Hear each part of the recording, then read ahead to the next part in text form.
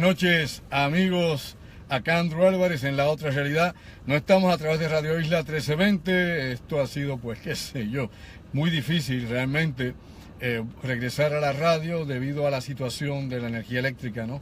En el área metropolitana, y la estación Radio Isla, pues, cuenta con una planta eléctrica, que es lo que da energía, energetiza obviamente el edificio, y a las 6 de la tarde lo están apagando, así que los viernes durante 14 años y medio hemos estado a las 10 de la noche. Por esto que ha sucedido en Puerto Rico, que todos estamos experimentando acá en la isla, pues no es posible que estemos en vivo en Radio Isla 1320, como todos los viernes por tanto tiempo, ¿no?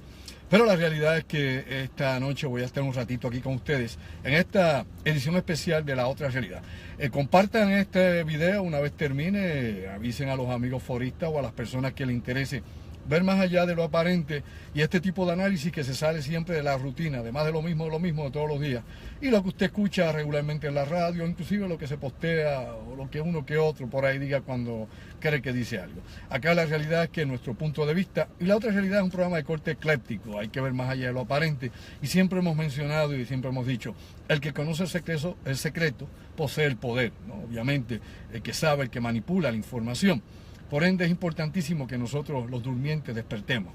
Esa es una frase que siempre utilizo, despierta durmiente, porque no es una cosa, ¿qué diría yo?, para hacer sentir mal a nadie. Todo lo contrario, es para estimular la conciencia y para que las personas despierten y caigan en tiempo del mundo en que están viviendo, ¿no? De lo que tienen aquí ahora, esto que nos rodea, el espacio, el tiempo en que estamos involucrados aquí ahora. Pues bien, gracias por estar conmigo esta noche, un ratito acá en La Otra Realidad. Esto nuevamente es un programa de corte ecléptico, distinto y diferente a lo que regularmente usted escucha.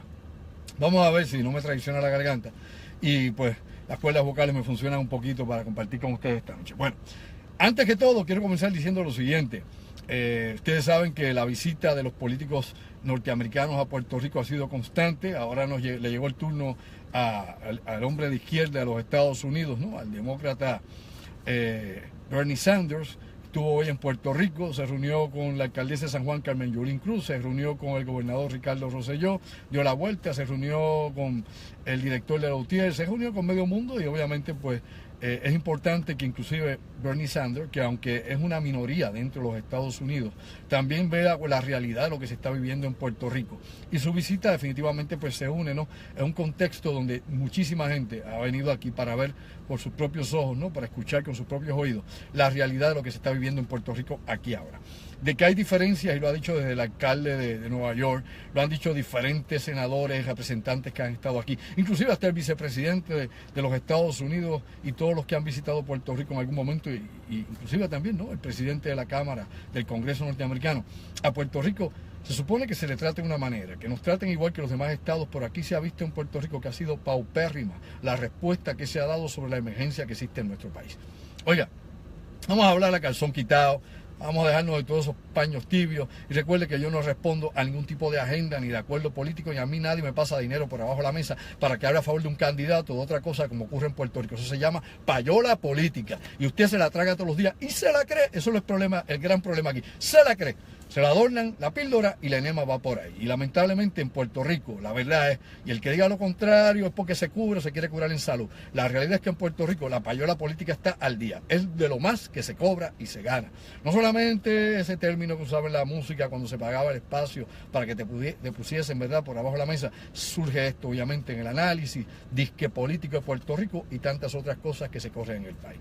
Pues bien, Bernie Sanders acá dio la vuelta, muy bien, fantástico, pero ese no es el problema de Puerto Rico, y aunque él hace una voz más que pueda abogar a favor de la causa de Puerto Rico, ¿no?, a favor de que necesitamos asistencia, ¿no?, que realmente nos ayuden a levantarnos, que el desastre del huracán lo único que demostró era las dificultades que ya tenemos en Puerto Rico. Me explico para que me entienda. O sea, las cosas que ya estaban aquí, desde la eficiencia de energía eléctrica, la incapacidad gubernamental, ¿no?, el pobre manejo, ¿no?, de la cosa en Puerto Rico, pública, de gobierno, de la administración y de tantas otras cosas. Pues eso lo que trajo fue meramente a flote toda esa basura que estaba ahí subyacente bajo ese manto de oscuridad. Pues ahora nos damos cuenta que en estos momentos el gobierno está inoperante. No es culpa del gobernador. Yo no vengo aquí a echarle culpa a ningún candidato ni a ningún incumbente. Simplemente que el sistema no funcionaba. Eso es lo que es. El sistema no funcionaba. No importa quién estuviese en el poder, no importa. sean verde, rojo, el que usted le diera la gana, mi amigo Cifre, cualquiera. Esto no iba a cambiar, punto, elemental, no iba a cambiar. ¿Qué pasa? Como el sistema está carcomido, y el sistema que tenemos en Puerto Rico, el susodicho Estado Libre Asociado, ¿no? Y todo el gobierno de Puerto Rico, está hecho para que sea corrupto, está hecho para ser corrompido, está hecho para que sea la porquería que ha sido hasta este momento. Esta colonia inferior, políticamente hablando, que es Puerto Rico, esta situación de inferioridad que estamos nosotros, en este momento histórico en que nos ha tocado vivir, podemos darnos cuenta que la realidad que vivimos era una supuesta fantasía, que todo esto que nos vendían era una mentira, que únicamente la Autoridad de Energía Eléctrica está caduca y que no había mantenimiento, también acueductos y que las carreteras, bueno, todo el gobierno es inoperante. Ahora viene un problema muy grande, ahora viene obviamente el tsunami, la tormenta después del huracán María. Ahora hay que reorganizar el gobierno. El gobierno no está trabajando. Hay algunas agencias que están dando servicio y ninguna está a plenitud, ni Hacienda siquiera, que es quien siempre está atenta a ver a quién le puede chupar algo más como sanguijuela, a ver quién nos puede absorber de lo poco que trabajamos, lo poco que conocemos aquí, o lo poco que producimos en Puerto Rico. Oiga, está inoperante, tiene agencias que obviamente no tienen ni sus oficinas trabajando, fueron destruidas, fueron afectadas. Muchísimos empleados públicos obviamente están pues también afectados por esto como todos nosotros. Son personas que han perdido su casa, que han tenido daños de diferentes magnitudes, por ende. Hay gente que no se está reportando a trabajar, o hay agencias que no han abierto, etcétera. Usted tiene que ahora reorganizar todo el gobierno de Puerto Rico para que empiece a funcionar la cosa. Necesita obviamente la infraestructura funcionando, que esto se ha hablado hasta la saciedad, electricidad, aguas, carreteras, todo lo que fuera, comunicaciones en el país. Todo eso está manga por hombro. No es que sea ineficiente digamos, la reparación necesariamente, sino que definitivamente el daño fue masivo. Y eso a nadie, no le cabe la menor duda. El daño es masivo porque yo lo estoy viviendo, lo está viviendo usted que esté en Puerto Rico, y el que nos escucha que esté fuera de Puerto Rico o no sea puertorriqueño, meramente revise las notas noticiosas que se dan sobre la realidad que está viviendo este pueblo. Oiga bien, mi amigo y mi amiga, la otra realidad. El daño es masivo, y para colmo, para reparar daños masivos hay que meter obviamente enormes fortunas, ¿no? Miles de millones de dólares, 70.000 millones de dólares por un lado, probablemente lleguen 15.000 millones más por otro, y diferentes partidas de dinero que van a ser designadas para Puerto Rico. ¿Que eso toma tiempo? Sí. ¿Que la burocracia lo coge? Sí. Que la gente pues teme mucho, no tiene miedo de quién va a manejar el dinero y de qué forma se va a manejar, ¿no? Si realmente alguien va a usar mal el dinero, o van a coger estas partidas, ¿no? O estos fondos federales y se van a utilizar de forma equivocada. ¿Ha pasado anteriormente? La experiencia histórica en Puerto Rico dice que sí ha pasado anteriormente. ¿Ha pasado con enormes cantidades de dinero? Bueno, relativo eso de enormes cantidades de dinero. Es más fácil obviamente sacar no 1.000 millones de dólares, aunque pregúntele a Sila, ¿verdad? Calderón, ¿no? A Sila la Breve, ¿dónde están los famosos 1.000 millones de dólares aquellos de las comunidades especiales? Vaya usted a saber, ella y sus socios. Pero de la misma manera, usted tiene que preguntarse un sinnúmero de proyectos fallidos que ha habido en Puerto Rico. El supertubo aquel, verde, la vía verde, que se fueron prácticamente 200 millones de dólares en promoción y propaganda y en hacer planos y no se tiró nada. El gasoducto del sur de Aníbal Acevedo Vilá, cientos y cientos de millones de dólares que se fueron a la nada también, botados por ahí. Y por ahí puede buscar cualquiera de esas grandes obras cíclopes que se han hecho en Puerto Rico, gigantescas, faraónicas, y todo el dinero que se va. Bueno, aquí hay una clave, es importante que usted lo sepa, y no tiene que ver con el Partido Nuevo Progresista, ni con el Partido Popular, ni con las minorías inexistentes en el país que nunca tienen ni pie, ni voz ni voto, y que van a la Cámara allí de minoría, y ya usted sabe, es la comparsa política, es la comparsa. Oiga, esto es importante. En Puerto Rico, mientras más dinero esté corriendo, ¿no?, en las arcas de gobierno, mientras más nuevos proyectos surjan, mientras más fondos federales aparezcan, más corruptos nacen, más corruptos surgen. La corrupción simple y llanamente surge donde hay dinero, donde corre el dinero. Si estamos pobres, si no hay presupuesto, si no hay nada de esto, es muy poco porque no se puede robar. Así que usted no puede hacer muchas contrataciones que valgan la pena, pueda lavar dinero, pueda conectar a aquel o aquel otro y coger su mordida económica, que es lo que ha pasado regularmente en Puerto Rico. Mientras haya dinero en Puerto Rico para hacer algún tipo de obra, mientras se sepa que se va a invertir, entonces aparecen todas esas moscas que se pegan al bizcocho. Entonces aparecen todos estos individuos, ¿verdad?, que definitivamente lo que tienen es su propio interés económico y personal de ver cómo se pueden beneficiar de las inversiones que se van a hacer en Puerto Rico en la reconstrucción del país. Eso es lo que hay, crudo y sin sal. Yo aquí no vengo a tapar a nadie porque es la realidad. Y es un análisis que puede que parezca simple de primera vista, ¿no?, y que parezca pues algo sencillo, pero que la gente lo da por hecho y no se pregunta el porqué del por qué las cosas son de esta manera. Usted puede ir, por ejemplo, yo puedo ir al centro de convenciones allá en San Juan, ¿no?, allá en Isla Grande, y va allí al COE y se da cuenta que hay un montón de gente que está orbitando el COE, orbitando. Ahí usted va a encontrar empresarios, usted va a encontrar ahí contratistas, usted va a encontrar ahí el primo del representante, el amigote del amigo del alcalde, y todo ese tipo de gente que es parte de la fauna corrupta de Puerto Rico. Y no es una exageración.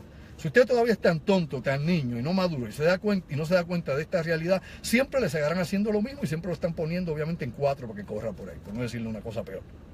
Porque es lo que siempre ha pasado en Puerto Rico. ¿O es que usted todavía cree que eso no pasa en Puerto Rico? ¿Usted cree que el gobierno es su amigo? ¿Usted cree que el círculo ese de poder le interesa que usted esté bien? Pues si usted está fastidiado, pues si el país está fastidiado. Usted sabe lo difícil que es levantar a Puerto Rico en estos momentos, cuando se sabe que más de la mitad del país coge ayudas federales. Qué sé yo, el PAN, por un lado, la tarjetita de salud, el Plan 8, el WIC, cualquier ayuda que se dé. Más de la mitad del país, mucho más de la mitad. ¿Cuánto? 65%, mal tasado. Mucha gente, depende de las ayudas precisamente. Y veamos cuál es la fuerza trabajadora de Puerto Rico. De la gente que está capacitada para trabajar en Puerto Rico, tal vez un tercio trabaja. Y de ese tercio se está yendo la gente porque han perdido sus talleres de trabajo en la isla. Vamos a hablar como es. Vamos a darnos de tontería y dejarle de ñeñeñe. Aquí ya le hay bendito, conmigo no va. Pues la realidad, eso es lo que se está viviendo aquí y ahora en Puerto Rico. Lo demás es meramente cuento, politiquería, distráete, créeme tú, sí, ajá, acá para allá, para acá. Y los políticos de siempre, ¿no? Los mismos que siempre están en el mismo bollete en Puerto Rico, son los que empiezan a aparecer ahora. Unos a criticar y a buscar ponco en la situación, y otros a decir que se está haciendo mucho, aunque no parezca que se ha hecho nada, aunque parezca que no ha pasado nada. Pues bien, y ahí tenemos siempre el mismo juego, este ping-pong, que todos nosotros deberíamos definitivamente detestar y echar a un lado, y exigir realmente que nos traten como lo que somos. No solamente seres humanos primeramente, sino ciudadanos. Somos ciudadanos norteamericanos. Seremos ciudadanos de tercera, como algunos dicen, de segunda, pero la realidad es que somos ciudadanos norteamericanos. Así que tenemos una doble batalla. La batalla local, con los de aquí que se aprovechan de la miseria suya y que viven de crear pobreza en el pueblo para que el pueblo se mantenga. ¿Y el pueblo qué? Un pueblo mantenido, un pueblo mal educado, pues primeramente no conspira ni piensa. Un pueblo que no está bien informado, pues un pueblo que tampoco sabe lo que le está pasando. Así que con poca educación y poca información, pues no hay mucho que usted pueda pedir de respuesta, obviamente, efectiva de un pueblo que está turbado, distraído. Por otro lado, un pueblo que se acostumbra a que le hagan todo, a que le den todo tipo de ayuda, que le den todo tipo de mantengo, pues un pueblo que no tiene cultura de trabajo y que lo único que le interesa es buscar ayuda. Y como ya eso está en la psique colectiva del país, e ir a hacer una fila para pedir cupones, o ir a hacer una fila, por ejemplo, para pedir cajitas de FEMA, cualquier cosa, pues eso es algo que es común para mucha gente que toda su vida eso es lo que ha hecho. Ahora, ojo, ¿quiénes son los pobres en Puerto Rico? ¿Los que reciben todas las ayudas o los que ahora está encima FEMA? O como decía un amigo mío de una república cercana, flema. Y dicen, no es flema, es flema, pero ahora creo que sí, que tiene razón, que es una flema que se atascó. Oiga, ¿quién tiene la razón realmente aquí? ¿Quién es pobre en Puerto Rico? Realmente el pobre es la clase media.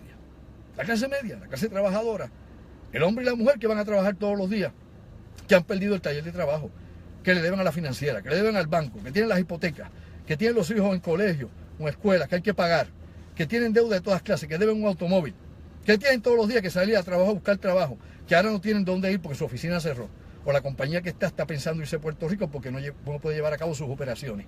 O sea, esa es la gente que no tiene la tarjeta de salud, esa es la gente que no tiene el PAN, ¿ah? Esa es la gente que no tiene el Plan 8 en su mayoría. Esa es la gente que no tiene ningún tipo de ayuda, ni federal ni estatal. Es la gente que le cae encima Hacienda. Es la gente que tiene que rendir planilla. Es la gente que tiene que pagar el IBU. Es la gente que está planchada en este país. Y es la gente que está abandonando este país. Y cuando la gente que trabaja ya no está en este país, se lo llevó el diablo a todos. ¡Salamaya! Ese es el día que el tío Peluca nos va a pasar la cuenta de todo. Y eso es el día que está próximo. Aquí había gente que decía, ay, Andrew Álvarez siempre está alarmando a los demás. Esos tontos útiles que no piensan mucho. Mira, que hablando de desastre, bueno, hasta escasamente 2 meses atrás casi, un mes y medio atrás, María Miranda hablando que hay que prepararse, eso es para vender una conferencia. Todos esos imbéciles que nunca pensaron en nada y que jamás pensarán en nada, ni se darán cuenta de la realidad que están viviendo, seguirán metiéndose de la barata o seguirán fumando coitre. La realidad es que hay gente que no cae en tiempo de que también hay que pensar. Y esto que estoy dando no es un discurso vacío ni nada, esto es para que usted caiga, ¿no? en toda esa periferia, lo que nos está pasando aquí, antes de entrar en otros temas. Oiga, usted tiene que pensar primeramente también que Puerto Rico ya cambió y Puerto Rico jamás será como era antes del 20 de septiembre.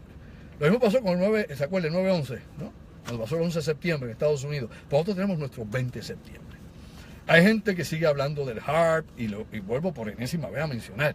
El HAARP no era una máquina de guerra. Sí, oye, tú que crees que sabes de esto. No, escúchame, que yo llevo muchos más años hablando de esto que cualquiera que pueda escuchar aquí. Llevo más de 20 años hablando del proyecto HAARP. Vea mis conferencias, vaya atrás y verá. Y le hemos dado seguimiento a esto. El HAARP era una máquina experimental. Era el primer paso para desarrollar armas de qué. No únicamente armas climáticas, desarrollar armas de plasma atmosférico. ¿Por qué? Porque la fuerza no va a venir de la Tierra hacia el cielo, hacia la ionosfera, va a venir de la ionosfera hacia nosotros. Es bien interesante, hay muchas cosas que tienen que ver con física atmosférica, que se está trabajando obviamente para el adelanto de este tipo de armamento, de destrucción masiva. Pero eso es otro tema. Lo traigo porque siempre hay alguien que pregunta, que quiere saber, que lo que repiten es lo mismo que se ha dicho por tantos años, o lo que cualquier individuo pone por ahí en un blog o cualquier revista. Y realmente el HAARP era una máquina de ensayo, una máquina experimental, era un prototipo. Punto. Lo dejo hasta ahí. Hay mucho más. En otros programas hablaremos de esto hasta la saciedad y lo he presentado en mis conferencias, específicamente con la guerra climatológica, con la geoingeniería, con los chemtrails, con los biotrails y obviamente los contrails, que es lo más natural, que es el vapor que producen los aviones que pasan sobre 25.000 y 30.000 pies de altura en el tránsito, cogiendo ahí obviamente el jet stream. Pero más allá de eso, sí, hay cosas que usted las puede conseguir, hay información oficial, información científica sobre este tipo de situación de armas climatológicas, que lo he hablado aquí anteriormente. Que usted no lo conozca, o que alguien no lo conozca, o que alguien ponga esto en duda, simplemente porque no ha buscado lo suficiente, no ha estudiado lo suficiente sobre el tema y definitivamente pues se quedó en la cajita de zapatos. Aquí hay que salir de la caja de zapatos para ver dónde estamos y qué es lo que viene con nosotros. Pues bien, FEMA en Puerto Rico, vamos a hablar un poco de esto, porque hoy vamos a hablar también de Corea, vamos a hablar de Corea del Norte definitivamente. Y vamos a hablar de lo que pasó en África, en Níger, con las boinas verdes, con los 12 miembros de las boinas verdes, los Green Berets, los 4 que murieron, los otros que fueron heridos, y obviamente la emboscada que llevó a cabo allí el Estado Islámico Daesh y la penetración que ha tenido el Estado Islámico en toda África, que es una cosa que se ha salido de todas las proyecciones que había. O sea, el Estado Islámico lo están venciendo en Siria, el Estado Islámico lo están venciendo en Irak, perdóneme. En Irán no va a entrar el Estado Islámico, allí lo van a liquidar. De hecho, ha habido intentos, para que usted lo sepa, del Estado Islámico de ver cómo entra en Irán, y en Irán, recuerde, es chiita, Irán es persa, no es árabe, es otra cosa. En Irán, de hecho, han ejecutado y han arrestado personas que se han relacionado alegadamente con el Estado Islámico, con Daesh. Pero Irak, obviamente, se ha cambiado, se viró la tortilla, al igual que pasó, se viró la tortilla también en Siria, y ahí el Estado Islámico ha tenido que retroceder. Todavía hay en Libia el Estado Islámico activo, y en África es donde hay una gran penetración, y en Asia, especialmente en Filipinas. De todo eso, algo vamos a mencionar dentro de un rato, porque tiene que ver con el incidente de la muerte de los soldados norteamericanos el 4 de octubre, cuando fueron emboscados allá en Níger, y que definitivamente demostró una vez más que hay una serie de black ops o de operaciones oscuras que no están bien coordinadas. A veces uno piensa que la gente que está detrás del departamento de inteligencia, ¿no?, de la agencia de secretividad, saben muchísimo. Y a veces uno se da cuenta que no saben nada realmente, y que a veces la desinformación es más que la que tienen, y que es muy pobre la inteligencia que tienen para operaciones especiales en África, en Asia, donde quiera que sea. Por eso es que en los últimos años no ha funcionado ninguna de las operaciones que se han llevado. Por eso, desde Desert Storm para acá hay muchas otras cosas que no han funcionado. Las guerras siempre se quedan a mitad. Dese cuenta, y eso también es parte de un truco económico que tiene que ver con, obviamente, con la globalización y la élite. Ni la guerra de Vietnam se terminó bien, ni la guerra de Corea se terminó bien tampoco, todavía no ha terminado, y claramente en el Golfo tenemos una situación fuera de control. Pues bien, hablando de todo eso, vamos a mencionar lo de FEMA aquí porque quiero salir de ese asunto. FEMA se supone que es una agencia que está hecha para tratar con desastres, mitigación, obviamente, para estados de emergencia. En los Estados Unidos, en caso de que hubiese, por ejemplo, una situación de emergencia, el gobierno, y hubiese un colapso gubernamental, hay que mantener el gobierno contando, ¿no? El DEFCON se llama. El DEFCON tiene que ver con las armas nucleares, usted va hasta DEFCON 1 y se acabó el mundo, o usted llega entonces a lo que se llama, obviamente, DEFGOV, que es continuidad del gobierno, es un programa especial. Ahí tiene usted al Departamento de la Defensa de los Estados Unidos, usted tiene a FEMA y tiene obviamente a Seguridad Nacional. Ese triunvirato gobierna Estados Unidos en caso que allí estallara, por ejemplo, un arma nuclear en Estados Unidos, o hubiese una cosa como un terremoto que se trague la mitad de California, algo así. No es el presidente Trump ni ninguno de esos niños. Toma obviamente este triunvirato el poder sobre Estados Unidos si hubiese un colapso a nivel nacional, hubiese una situación de emergencia nacional, donde se implicaría la seguridad de los Estados Unidos. Así que ese triunvirato controla. En Puerto Rico, pues tenemos parte del triunvirato. Aquí han pasado muchas cosas en las narices de todo el mundo y nadie se ha dado ni cuenta.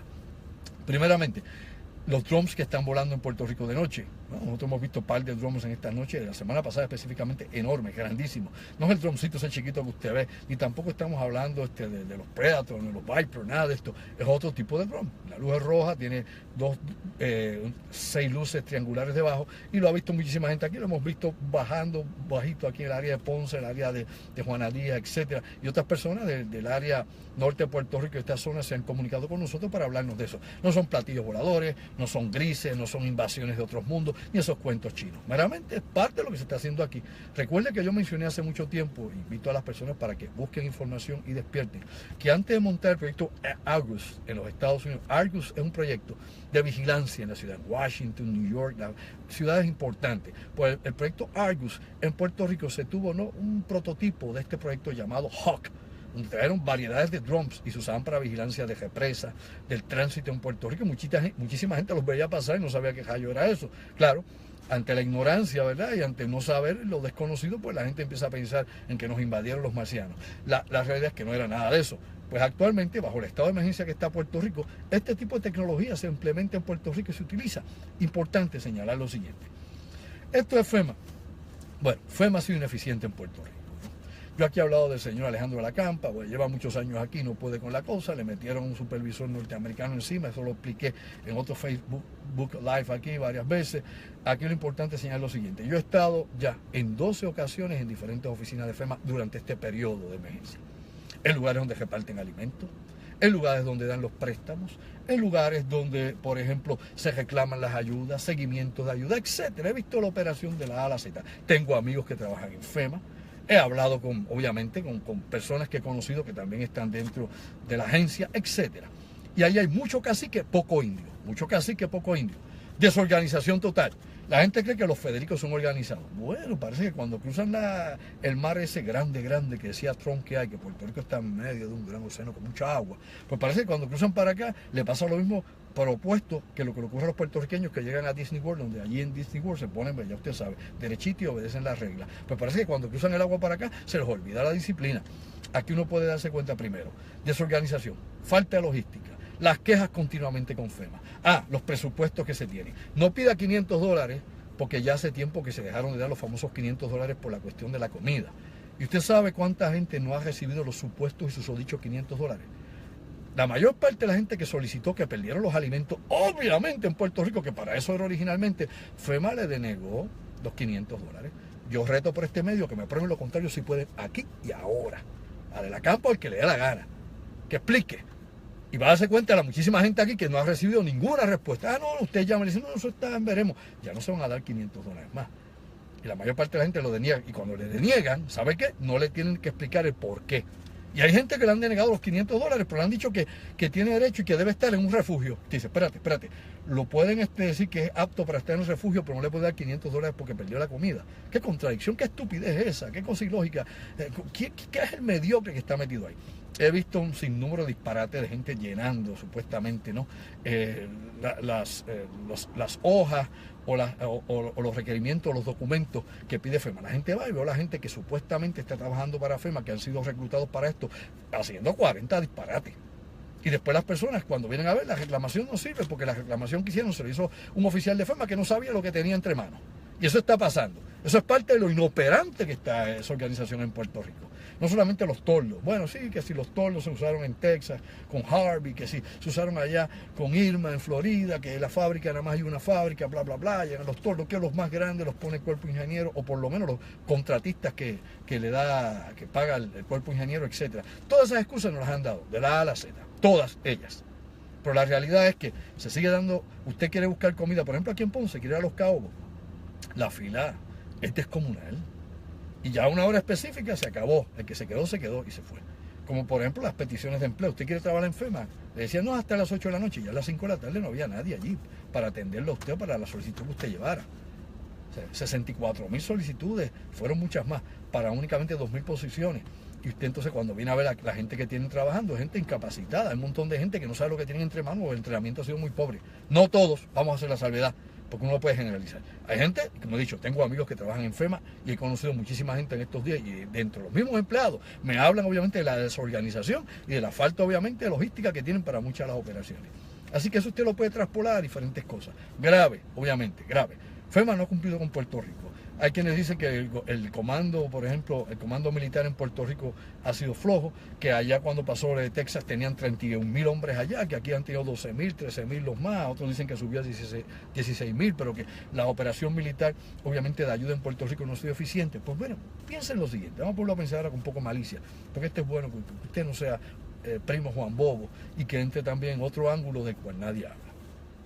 Aquí hay gente de la Cruz Roja ayudando. Vinieron de Estados Unidos muchos miembros de la Cruz Roja, muchos de ellos militares, que están de la Cruz Roja, pero son militares. Vea si es o no es así. Lo invito a que busque. No me lo inventé yo, hombre. Yo no me invento cosas. Lo que yo digo, usted lo puede conseguir. Si yo lo consigo, porque usted no. Busque a ver si es verdad o no. Vea los que llegaron hace varias semanas. Algunos son ex militares y otros son militares. Todos vienen de la Cruz Roja y vienen porque tienen el expertise de la emergencia. No siempre. Un militar no tiene expertise necesariamente para una emergencia particular. ¿Ah? Hay rescatistas que no son militares, la mayoría de los rescatistas no son militares. De hecho, aquí en Puerto Rico tienen el programa SURS, que también fue una acogida de fondos, donde entrenaban a los civiles para que ayudaran en emergencia como voluntarios. Y ahí se llevó medio mundo el dinero, desde la pasada administración. La pasada administración popular de Agapito se llevaron montones de miles de dólares de SURS y le decían a la gente que le iban a regalar una mochila especial y todo, que cogía el training, te tomaban una foto con la mochila y después la mochila te la quitaban. O sea, aquí había tanto traqueteo, y yo lo he visto, no me lo contó Pepe. O sea, que lamentablemente yo tengo que hablar porque yo estoy en esto mucho tiempo. Y la evidencia está ahí, que es lo importante. El día que haga falta dar el garrote, vamos a ver quién va a aguantar el golpe. Oiga, y oiga bien mi amigo y mi amiga de la otra realidad, usted sabe que yo hablo aquí con lengua lampiña siempre. Pues mire qué cosa más interesante. Usted ve toda esa gente, ¿sí? Están los de la Cruz Roja, obviamente la Guardia Nacional, la Reserva del Ejército de los Estados Unidos, el Navy con sus barcos, aviones, helicópteros también de la Fuerza Aérea y del Navy también activos aquí, ¿no? Toda esa gente, la Reserva, todo el mundo trabajando. FEMA, con lo bueno o malo que tenga, dicho, ha hecho sus cosas bien también, pero como he dicho, lamentablemente cuando usted lo evalúa en general ha sido fatal. Y hombre, ¿cómo usted quiere que allá en el campo, allá en el barrio Bartolo, pueda entrar en internet para decir los daños que tiene o para pedir ayuda? Por favor, boludo. Si aquí para los que estamos en las áreas urbanas, yo me tengo que ir a un lugar específico porque no tengo señal. Obvio. O sea, ¿cómo usted quiere que se hagan las transacciones a través de llamadas telefónicas cuando no hay señal y cuando usted llama, a veces le contesten, a veces no? Y doña Juana, y doña Pepa, y don Ambrosio, que ellos no saben bregar ni siquiera con un celular. ¿Quién responde por esa gente que es los que más daños tienen? Que viven allá en la barriada, quién sabe dónde, Guaraguao, en qué lugar están enganchados en la isla de Puerto Rico.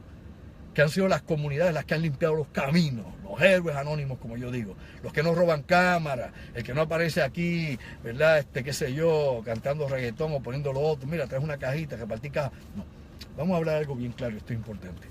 También hay que mencionar que hay artistas en Puerto Rico que han venido aquí a dar la mano y eso, están ahí.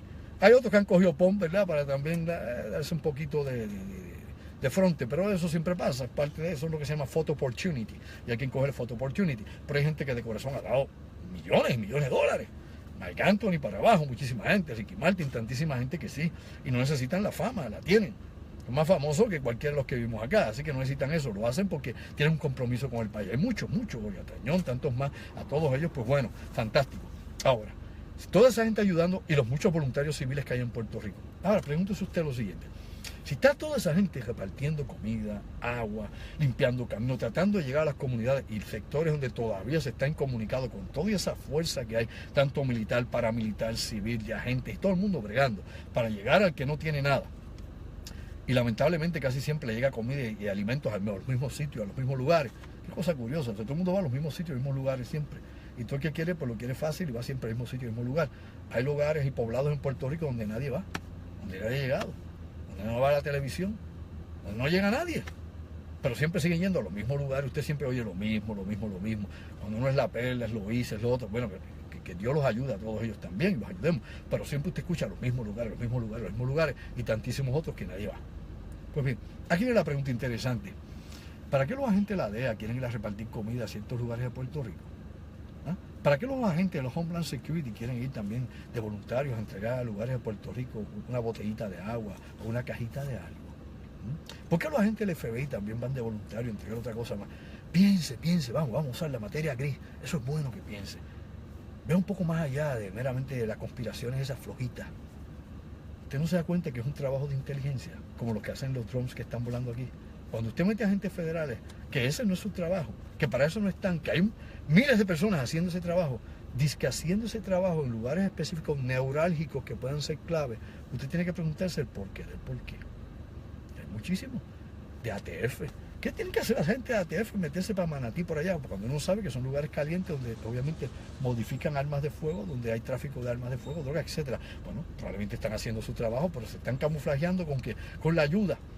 Y cuidado con eso, porque el día en que eso se discuta más, o el día en que detecten a estos agentes y hay un tiroteo, tal vez ese día no se confundan realmente a voluntarios con encubiertos que están metidos allí, o con agentes de estas agencias federales que sí están metidos en estos lugares. Ah, no, Andrew, qué mal pensado, lo más esa gente va de buena voluntad y es parte de... Sí, Pepe, seguro, yo sé más que eso. Es bueno que usted vea más allá de lo aparente.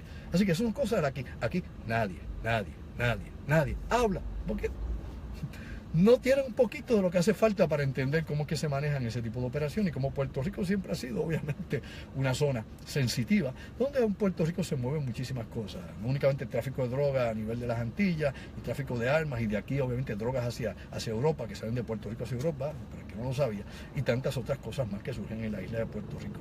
Aquí ha pasado mucho, y muchas cosas han pasado desapercibidas. Pues bien, esto de FEMA, pues claro, los pone a pensar. Hay muchísima gente que tampoco han cualificado para los préstamos de FEMA. De hecho, hay gente que ha perdido la casa y lo que le han dicho allí es, mire, coge un préstamo, le damos un préstamo. Gente que no tiene dinero, gente pobre, gente que cogen ayuda realmente, que gente mayor, ¿cómo va a coger un préstamo para pagar una casa que ha sido demolida? O sea, todo ese tipo de cosas han pasado. Aquí han pasado cosas que son hasta ilógicas realmente. Uno se pone a pensar quién tiene la cabeza cuando esto se pensó. Pues bien, otra cosa breve sobre Puerto Rico, porque esto lo que va a durar es como una hora, lo que tengo aquí, tengo tantas cosas que quiero discutir, y tengo muchos amigos que, claro, oyen sobre Puerto Rico, pero tienen intereses internacionales, no únicamente lo que se abre acá a nivel criollo nuestro, acá en el patio. Bueno, usted sabe que nos pusieron un síndico, la Autoridad de Energía Eléctrica, la Junta Fiscal Federal le ha puesto un síndico, cosa que, como dicen, era crónica de una muerte anunciada. Esto iba a pasar, iba a pasar en muchas otras agencias. Se sabe que la Junta quiere coger el gobierno de Puerto Rico, quiere coger el control del gobierno de Puerto Rico. Eso es obvio. Y esto, pues claro, sabe muy bien usted que va ahora a la Corte, que va a Corte. Nos han puesto al ingeniero Noel Samot para que esté ahí ahora a cargo, ¿no? Supuestamente es el oficial de transformación de la Autoridad de Energía Eléctrica, que es el título que le dieron ahí más o menos, y que se supone, porque según el secretario Ramón Rosario, el secretario de Fortaleza, pues ellos no aceptan que este señor venga ahí a tomar órdenes, que este señor alegadamente, que ha puesto a la Junta Fiscal Federal aquí para que le eche un ojo a la Autoridad de Energía Eléctrica, venga a sugerir cosas que se puedan hacer. No, que no venga a controlar, que venga a sugerir. Usted sabe, el director de por ejemplo, Autoridad de Energía Eléctrica, el señor Ramón Rodríguez, dice que no va a dejar el control allí. Todo esto viene con el trasfondo, obviamente, de la contratación de Whitefish, ¿no? El pez blanco. Algunos por ahí siguen vacilando, algunos amigos míos en la radio le dicen el peje blanco, le dicen muchas cosas más. Pues, chévere, qué rayo, da lo mismo. Es importante que cuando se discuta esto se entienda qué es esa compañía, ¿no? No que tiene 2 años, no que eran 2 tipos allá, no que viene de Montana, de un pueblito allá, Whitefish, no que el secretario de Interior de los Estados Unidos está metido en esto, que también ha hecho empuje para esto, y de eso hablaremos en un momento porque eso es importante. No que hay congresistas que están metidos de esto también detrás, y hay muchísimas cosas especulaciones que se dicen. Esta compañía obviamente no tiene el personal para reparar las torres en Puerto Rico, ni para reparar ni siquiera una bombilla en el Capitolio. Es la verdad. Esta compañía viene a subcontratar a otros, ¿no? Es una compañía de facilitadores que la han utilizado como eso. No sé quién les dijo que era esa la compañía ideal, ¿verdad? Ahí uno viene a ver qué es lo que realmente hay. Ya el contrato, se está publicando el contrato de Whitefish con la Autoridad de Energía Eléctrica. Esta gente venía a subcontratar un sinnúmero de corporaciones y compañías. Yo conozco algunas de estas compañías, conozco gente que trabaja en los que han llegado a Puerto Rico para reparar torres, transformadores y 40 cosas de las que se han reventado por ahí, cables, etcétera, etcétera. Pide que hay de todo. Pero realmente Whitefish no es una corporación que se dedique a hacer este tipo de reparaciones en gran escala. Algunos hablan de que había que traer la asociación, ¿no?, de Estados Unidos de obras públicas, de las compañías eléctricas, de 40 cosas se ha dicho. Pues bien, esto es lo que tenemos que pensar. Si esta gente, se supone, ¿no?, que el cuerpo de ingenieros, que es otro los que están metidos en este bollete por un lado o por otro, reparar a Puerto Rico, se supone que ayer hubieran puesto a trabajar, ¿no?, los generadores eléctricos que tienen 50 megavatios, dos generadores eléctricos que el Cuerpo de Ingenieros de los Estados Unidos trajo para Palo Seco. Que se pusieran a trabajar, ¿no? Que funcionaran. Estaban diciendo que estaban buscando cómo los ponían, los sincronizaban, cómo esto se podía poner.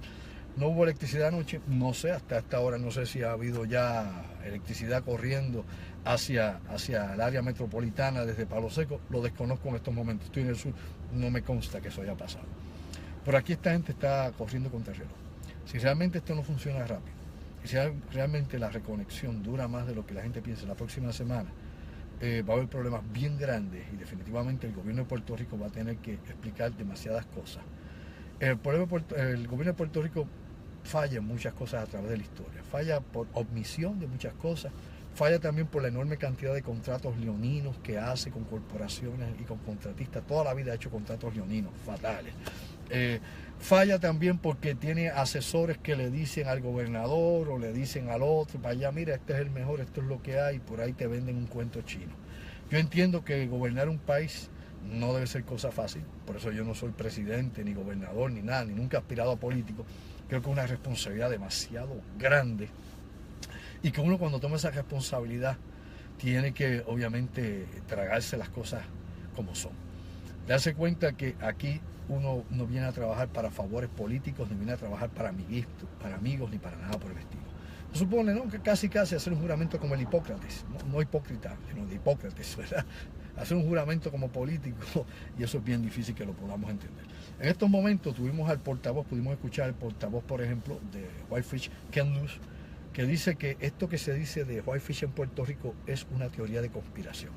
Que todo lo que ha mencionado sobre esto, ¿no?, congresistas norteamericanos, como congresistas obviamente de extracción puertorriqueña, como Velázquez y muchos otros más, que es una teoría de conspiración, que nada de esto está pasando como ellos dicen. Esto obviamente se va a investigar aquí localmente, no sé si será bueno o será malo, si se descubrirá algo o no. Esto obviamente tiene repercusiones en los Estados Unidos, esto es un balón político, hay que tener cuidado, hay que ver quién utiliza esto como caballito de guerra, pero aquí lo único que podemos pedir los puertorriqueños es que haya resultados. Si Whitefish no da los resultados en el poco tiempo, ¿no?, en los próximos días, que veamos un alcance, ¿no?, por lo menos de aquí a la semana que viene, los primeros días de la semana que viene, que veamos un cambio radical, el gobierno de Puerto Rico perdió la poca credibilidad que le quedaría. El gobierno, el gobernador y quien sea, obviamente van a perder cualquier credibilidad. Cualquier cosa que le digan a Puerto Rico, usted se la va a pasar por donde no era la luz. Y si esta gente no responde a eso, se supone, alegadamente, que el contrato dice, se supone, lo que ha dicho el señor Ramón Rodríguez y lo que ha dicho, obviamente, el director de prensa de Fortaleza, ellos lo que han dicho es que, alegadamente, ellos van a pagar por obra. Es decir, se montó una torre, se montó esto, se va a pagar por eso. Que no le van a dar que los 300 millones de cantos. Pues bien, a mí nada me consta de eso, yo no sé y prácticamente nadie sabe en Puerto Rico cuál ha sido la negociación, como siempre pasa con los contratos que el gobierno a través de las edades, ¿no?, a través de décadas ha tenido, o sea, azul o rojo el gobierno que haya estado. Lamentablemente, como he dicho, siempre ha habido mucho negocio oscuro y mucho contrato leonino en contra del pueblo de Puerto Rico. Pues bien, esto usted lo dirá todos los días. Este será obviamente el caballito de pelea de los analistas, y los analistas también seguirán hablando de Whitefish. Ahorita será de la sardina, después será de, qué sé yo, de la ballena azul, que eran los muchachos que se suicidaban, ¿verdad? O cualquier cosa, algo aparecerá por ahí. Alguien se va a ocurrir hablar más sobre este asunto. Pues bien, importante. Yo traté algunas cosas también, había puesto por aquí algunos temas, porque no me quería desviar demasiado. Hay cosas que no quiero repetir, hay cosas que quiero entrar directamente. Pues bien, vamos a entrar en algunos asuntos internacionales. Voy a dejar por un momento a Puerto Rico, porque la realidad es que aquí tenemos la ayer nuestra todos los días, y yo siempre critico el insularismo mediático. El insularismo mediático es cuando nos quedamos dando vueltas las mismas noticias de Puerto Rico. Esta contratación pues ya saldrá, otras contrataciones también, ya veremos. Ha habido esto en el pasado, veamos cómo ahora se responde. Recuerde algo, antes, toda esta cuestión, digamos nosotros, de corrupción y todas estas teorías de conspiración se hacían escondidas. Hoy en día es descaradamente, hoy en día es la cara de todo el mundo. Y como es descaradamente, pues mucha gente las da por buenas y no necesariamente son buenas. Tampoco puedo ir también prejuiciado pensando que cualquier gestión que se haga tratando de resolver algo es algo para hacerle daño al pueblo. Esto hay que evaluarlo, oiga bien, esto hay que evaluarlo de acuerdo a los resultados. Otros dicen, eso lo paga FEMA. No señor, FEMA no va a pagar nada si obviamente las cosas no están claras. Son fondos federales y Tío Sam no regala dinero. No. En Puerto Rico se dan ayudas a los pobres, ¿verdad? Para mantenerlos callados y con el estómago lleno. ¿Okay? Dicen algunos que, por ejemplo, Luis Muñoz Marín mató la revolución de independencia de Puerto Rico llenándole de comida el estómago, la barriga al jíbaro. Bueno, hay muchas cosas que se han dicho a través de la historia. La realidad es que mientras mantienen a las personas con las ayudas que tienen, nadie se va a sublevar. Nadie quiere perder eso. Nadie quiere perder el guame. Esa es la realidad. Nadie quiere perder ese guame. Usted quiere que empujar a la gente para que trabaje. Como decían cuando la revolución cubana, a cortar caña a todo el mundo. Pues bueno, usted quiere que la gente trabaje. Pues tienen que haber condiciones propicias para trabajar. Necesitamos condiciones para crear una cultura de trabajo en Puerto Rico y cambiar. O sea, no es cambiar para mal, es cambiar para mejor. Y me preocupa, de nuevo, cómo va a restablecerse la economía, cómo se va a restaurar el gobierno en Puerto Rico, y si ya la economía estaba quebrada desde antes, ahora después del huracán, cómo vamos a quedar en la isla. ¿Cómo vamos a subir? Como dije, si se va muchísima gente en la que trabaja, si muchísimos pequeños y medianos comerciantes no van a poder abrir porque han quebrado, porque ya quebraron sus ahorros, ya gastaron lo que tenían, y porque a mantener un restaurante usted tiene que gastar ¿cuánto? $800 semanales, o hay quienes gastan casi cada 2 días $1000, dependiendo de la planta que tengan para sostener un restaurante. No hay forma, no hay forma. Estamos manga por hombro. Pues bien, usted sabe que aparte de todo esto,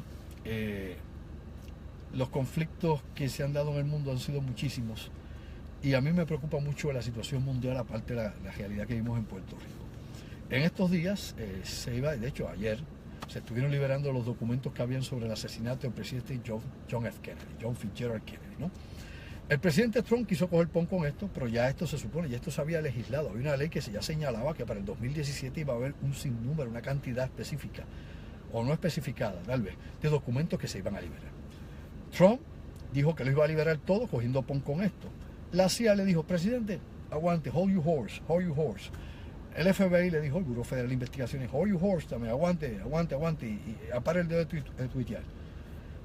Documentos sobre la muerte de Kennedy son más de 5 millones de documentos. Hello, 5 millones de documentos. Realmente puede liberar 2.800 de ellos, porque muchos de ellos tienen que pasar una revisión y ver si realmente revelan alguna información comprometedora que pueda poner, obviamente, en entredicho las operaciones de inteligencia del pasado y las operaciones que todavía pudieran estar en continuidad.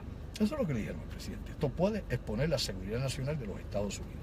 Así que ahí frenaron al presidente y dijo, bueno, vamos a dar 2.800 documentos. Hay que también señalar que por años se han estado liberando documentos, y de hecho usted puede ver el reporte Warren, el informe Warren de la muerte de Kennedy, que es un paquete. Usted lo puede ver, una cosa enorme, varios volúmenes grandísimos que hablan del asesinato de Kennedy, ¿ok? Que la dirigió el juez Warren, que fue juez de la Corte Suprema de Estados Unidos, dirigió eso, y que obviamente pues ahí estuvo con él el director de la CIA haciendo esa investigación, que Kennedy lo había votado, y por otro lado tenía también al expresidente ya fallecido Gerald Ford. Esa era la gente que estaba metida en la investigación del comité Warren, ¿ok? Alan Dulles, que era el dirigente de la CIA. El tipo que había votado como bolsa. Todos tenían problemas con Kennedy, pero esa gente que pusieron a investigar dice que la muerte de Kennedy. Sobre Lee Harvey Oswald, hay actualmente 700 documentos de alta seguridad, top secret. No se permite a nadie verlos. Ni Trump los puede ver aunque los quisiera ver. Ni Trump, para que usted sepa cómo es esto. For your eyes only, únicamente, exclusivamente a la gente que puede trabajar con ese documento. Y sepa usted que el presidente de Estados Unidos, si no lo sabía, sépalo, no tiene acceso a toda la información de seguridad. De hecho, a unos extractos de información, no a toda. Pues bien, la muerte de Kennedy compromete a demasiada gente. Hay quien dice, no, Lee Harvey Oswald era un loco, no vino Jack Ruby, lo mató 2 días después, bla, bla, todo ese cuento. La realidad es que todavía, el día de hoy, hay gente que estaba en el complot de Kennedy que están vivos, todavía el día de hoy, de lo que se llamaba el equipo o el grupo 40, el equipo 40. Hay otro más que se llama la unidad 15, y hay muchas cosas más que se estaban tras bastidores dentro de estos grupos que fueron creados para asesinatos políticos, tanto en Europa Occidental y en Europa Oriental, tanto occidental como oriental, como en diferentes partes del mundo, inclusive en Latinoamérica. Hay golpes de estados en Latinoamérica. Hay mucha información sobre esto que habría obviamente que ir desglosando. Gente que estuvo ahí, como Howard Hunt, que era un agente de la CIA que estuvo a cargo del golpe de Estado en 1954, allá en Guatemala, que estuvo metido en la Operación Phoenix, por ejemplo, allá en Vietnam, que estuvo metido en la Operación Zapata, de mandar armas para en Bahía Cochino en el 61. Este tipo estuvo involucrado directamente en el asesinato de Kennedy. junto con Félix Rodríguez, otro cubano que era agente de la CIA, que vive actualmente en Miami, que fue el que ejecutó con su propia mano a Ernesto Che Guevara, y muchas cosas más. Yo no soy comunista y socialista, digo las cosas que están ahí, lo que hay en la comunidad de inteligencia, de lo que se publica muy poco y lo que se dice, no, nadie quiere saber de eso. Y hay muchos otros más. La misma gente que estuvo metida en Watergate, 3 de los individuos que estaban metidos en Watergate, estaban metidos también en ese complot. O sea, había muchísima gente, no era el pobre Lee Harvey Oswald. Y esto lo he presentado en conferencia, de hecho he presentado hasta la gente que era el doble Lee Harvey Oswald de la CIA, por nombre y apellido lo he presentado ahí. Y hasta el señor Scrooge, uno de los mismos tiradores francotiradores que también fue arrestado en el evento de Watergate. O sea, hay un montón de gente metido en todo esto. Y que son cosas que, bueno, se saben de años, ¿no? Por ejemplo, Barry Seals, que ahora hay una película de Tom Cruise que es una vergüenza a la historia, porque de verdad que yo no sé cómo han hecho esa película. Ahora, ponen a Barry Seals como un tonto, por un lado, con suerte, ¿verdad? Y que al final lo mata alegadamente el cartel allá colombiano, cuando Barry Seals estaba activo en la CIA desde la operación de Bahía Cochino, desde la operación Zapata, y desde antes siempre fue agente de la CIA, que fue reclutado en New Orleans, de donde él era. En New Orleans era también Lee Harvey Oswald, de allí también. Todos ellos venían del mismo lugar, todos se conocían. Es una cosa terrible, pero bueno, eso toma tiempo asimilarlo y darnos cuenta cómo el sistema nos engañó y cómo Kennedy en un momento dado era un enemigo del Estado. Se convirtió en enemigo de ¿qué? Del Estado permanente. Se convirtió en enemigo de la élite. Se convirtió en enemigo obviamente de los grandes intereses. Y le decían comunista. En Estados Unidos decían que Kennedy era comunista, que era amigo de Nikita Khrushchev, que apoyaba a Castro, y decían todas esas cosas. De Kennedy lo acusaban de todo eso. Pues bien, la vida de Kennedy no fue un santo, le gustaban las orgías, le gustaban muchas cosas, pero de eso no voy a hablar hoy. Simplemente quise tocar brevemente los supuestos documentos que han sido, pues, aguantados un poco. Y sepa usted, muchas veces cuando se liberan estos documentos vienen ya censurados, tachados. Usted tiene a veces lo que se libera es la página, el papel, no necesariamente la información. Con que usted libere el papel del documento, aunque el 85% esté tachado, ya cumplió con la ley de libre información, con el acta de libre información, ya cumplió, lo sabía. Pues bien, así que le pueden dar un documento todo tachado y ya cumplimos, ahí lo tiene. Bueno, pero aquí no dicen, eso es lo que había. Lo demás es seguridad nacional y no hay forma o manera de poderlo sacar a los públicos. Ni los congresistas pueden, ni los senadores pueden. ¿Entendió eso? Para que usted sepa, hay una serie de operaciones de Black Ops que están más allá del alcance de lo que pueden ver las comisiones, por ejemplo, del Congreso o las comisiones del Senado norteamericano. Hay áreas oscuras que el Congreso ni el Senado pueden ver, especialmente la de los contratistas de seguridad nacional, los contratistas de inteligencia. Y hay tantas cosas. Y ese budget, ¿no? o ese presupuesto económico sobrepasa los billones de dólares. Los billones de dólares.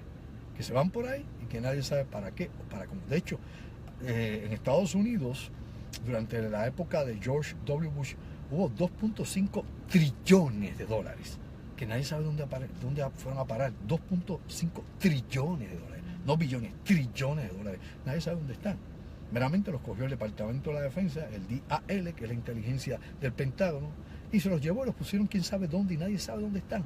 Igual hay otro caso histórico, y lo invito aquí y ahora a que haga un poco de investigación y que busque información, más allá de los archivos nacionales o la Biblioteca del Congreso. La información está disponible, y busque información sobre qué pasó con la dote de Bagdad. ¿Qué es eso de la dote de Bagdad? Bueno, la dote de Bagdad fueron cientos de millones de dólares que se mandaron en avión a Bagdad una vez cayó el régimen de Saddam Hussein, y el partido Ba'ath, que era el partido de Hussein allí, que también ha sido un partido fuerte en diferentes regiones del Oriente Medio, y obviamente por esa ideología nacionalista socialista que tenía, que era lo mismo que tenían los palestinos de Arafat. Pues bien, ese partido Ba'ath, pues bueno, cuando cayó y quitaron a todo eso para sostener el nuevo presidente impuesto obviamente desde Norteamérica y la nueva cúpula que iba a haber de comando, pues se le iban a mandar cientos y cientos de millones de dólares para correr el gobierno. Esos millones llegarán al aeropuerto y de ahí nadie sabe más qué pasó. Y dinero, se compra mucha gente. Money talk. Esto no es fácil, no es nada fácil. Pues bien, hay mucha información que quiero traer sobre esto. Ya eso de Kennedy, pues le daremos seguimiento a las cosas que puedan haber relacionado con esto. Los documentos se supone que para el 2030 la mayor parte de la información esté desclasificada. Hay agentes, como dije, Howard Hunt, como le dije, estuvo en el 54 metido allá en las operaciones en Guatemala, golpe de Estado, en la operación Phoenix, en la operación Zapata, estuvo, por ejemplo, en Watergate, Frank Sturgis. Sturgis era, como dije hace un rato, Sturgis era uno de los francotiradores que se identificaron en esta operación, fue arrestado también y fue preso por la cuestión de Watergate y luego desapareció de todo esto. De hecho, Howard Hunt se convirtió en un escritor de novelas de espionaje, un tipo que hizo de todo, de los más salvajes. Bowie Sears lo asesinaron de un tiro, obviamente, por aquí por la oreja. Bowie Sears estaba combinado llevando droga que se la llevaba allá, por ejemplo, a Panamá, la traía de Colombia, la metía en Panamá, allá donde estaba Noriega, y de ahí la llevaba a Arkansas. Y allá en Arkansas tenía un aeropuerto en Maine, un aeropuerto que le había dado la CIA, donde llevaban la cocaína en grandes cantidades industriales. Algo se ve en la película de eso, pero a la CIA le lavan la cara y dicen que la CIA inocente, que era él, que era inocente, que todo eso era Escobar Gaviria, Pablo Escobar Gaviria. Cuento de la vida, cuento de la vida. Tenemos, por ejemplo, a Gordon Liddy. Gordon Liddy, otro exagente de la CIA, también involucrado también en el equipo 40 de ejecución que utilizaban en la época de Kennedy, que dicen que estuvo involucrado en esto que pasó allí en Dallas en el 63, noviembre 22 del año 1963, el magnicidio, y muchos otros agentes más. Hay mucha gente, están identificados. ¿Cuántos quedan vivos de esto? Bueno, queda vivo precisamente el más importante de todos ellos. ¿Y quién es el más importante?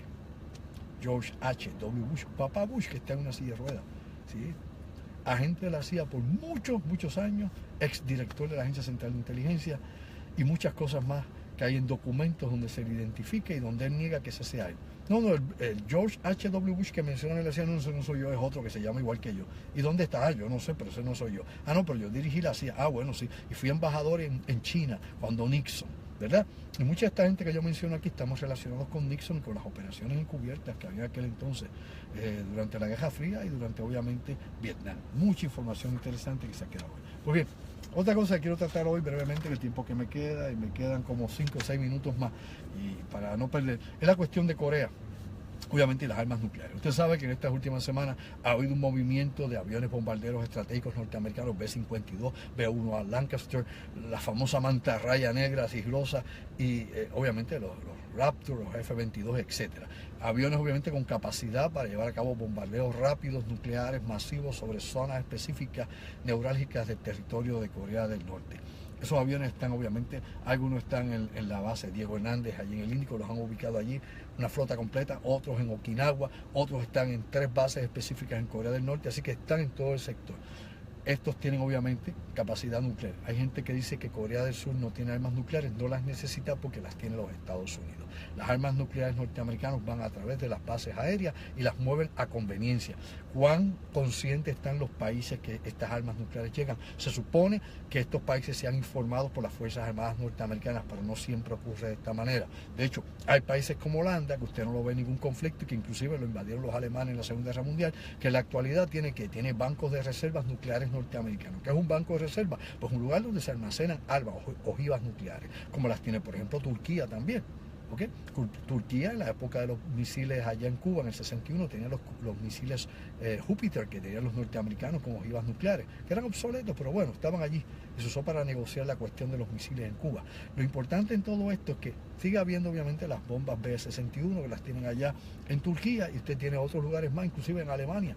¿Usted cree que en Alemania Alemania no tiene armas nucleares, pero las bases norteamericanas tienen capacidad con armamento muy especial, armamento, por ejemplo, de bombas de neutrones? Y están allí desde la Guerra Fría. Desde la Guerra Fría están estacionadas armas con potencial destructivo, como las famosas bombas de neutrones y otras más. O sea, todo eso está ahí, en las narices de todo el mundo. No se habla mucho, no se discute mucho, pero bueno, obviamente la posibilidad de una guerra nuclear está ahí. ¿Cuánta capacidad tendrá Donald Trump para dirigir esto más adelante? ¿Cuánta cabeza tendrá realmente Kim Jong-un? Yo no sé, los dos están más o menos en el mismo nivel. Yo le temo a ambos.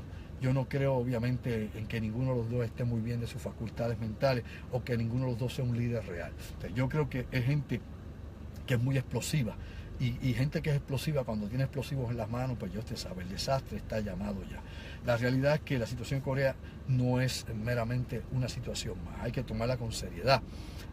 Obviamente Corea se siente amenazada. Corea siempre ha estado amenazada, y la forma de demostrar que no se siente intimidada es enseñando las garras y los dientes. O sea, Corea siempre está amenazando porque es la forma de curarse en salud, ¿entendió? Es la forma de decir, mira, no soy débil, no soy una víctima, puedo combatir, puedo meter 1 millón de hombres en las armas y puedo llegar, pasar el paralelo 38 y llegar a Seúl, e invadir Seúl o bombardear Seúl y destruirla, únicamente con la artillería regular pesada que tengo. Pero ahora tengo armas nucleares y puedo llegar a Okinawa y puedo llegar a Japón y tal vez pueda llegar a Hawái. Bueno, que llegue, tal vez llegue, que puede funcionar la bomba o que pueda llegar o tomar la distancia y llegar al blanco elegido son otros $20. Porque tener el sistema, obviamente, de guía, de misiles y tener la tecnología que hace falta todavía no la tienen. Pero usted recuerda que mencioné el viernes pasado, aquí en Otra Realidad, la alianza que había solicitado Corea del Norte con Irán. Irán sí está bien adelantado en misiles dirigidos, en miras de láser, en drones, en toda la tecnología occidental que queremos nosotros que nos da ventaja militar. Irán la tiene, ¿lo sabía usted? Irán la fabrica. Irán tiene mucha tecnología militar que si se une con la capacidad nuclear que tiene Corea del Norte, tenemos un problema difícil. No, que vamos a ganar la guerra. Bueno, tenemos más firepower definitivamente y más tecnología, eso nadie le quepa duda. ¿Pero qué usted cree? ¿Que va a salir intacto? No vamos a salir intactos. No vamos a salir intactos. No hay forma de salir intactos. Lo entiende, entiéndalo, métalo, interiorícelo. No hay forma y manera de salir intacto de un conflicto nuclear. No hay forma y manera de evitar que algún submarino furtivo de Corea del Norte llegue hasta cerca de las costas norteamericanas o las costas de Hawái. Por más sonares que tengamos y que tenga la capacidad de disparar misiles, porque ya sabemos que los submarinos coreanos de Corea del Norte pueden disparar misiles. Ahora, ¿cuánto puedan adaptar una cabeza nuclear, una ojiva nuclear? Son otros $20. Que pueda venir, obviamente, el submarino con una carga nuclear y que estalle tipo kamikaze, también puede pasar. Claro que puede pasar. Y puede venir camuflajeado de muchas formas. Puede venir, obviamente, utilizando un barco, cubriéndose con un barco carguero. Puede haber muchas maneras. La Marina lo sabe el Departamento de Defensa, lo sabe la inteligencia, lo sabe todo el mundo. No se dice para no crear pánico. Pero no es tanto los misiles que pueda disparar Corea del Norte. Eso toma tiempo, aunque pueda tener obviamente la ayuda técnica que la ha tenido, porque los únicos que han asistido a las pruebas nucleares de Corea del Norte son los iraníes. Desde la primera prueba nuclear han estado los científicos, los técnicos y los militares iraníes junto con los coreanos. Y eso se sabe, eso se ha publicado, eso es información Vox Populi. Pues bien, el problema es que si puedes hacer una bomba nuclear lo suficientemente efectiva como para meterla en un submarino y sacrificar 7 o 8 de estos incondicionales que tienen, comandos que tiene Corea del Norte, lo pueden hacer estallar en Japón, Hawái, California, donde sea. Así que no nos llevamos a engaño, no puede pasar nada. No se equivoque, no se duerma. La historia obviamente siempre peca de los que confían demasiado.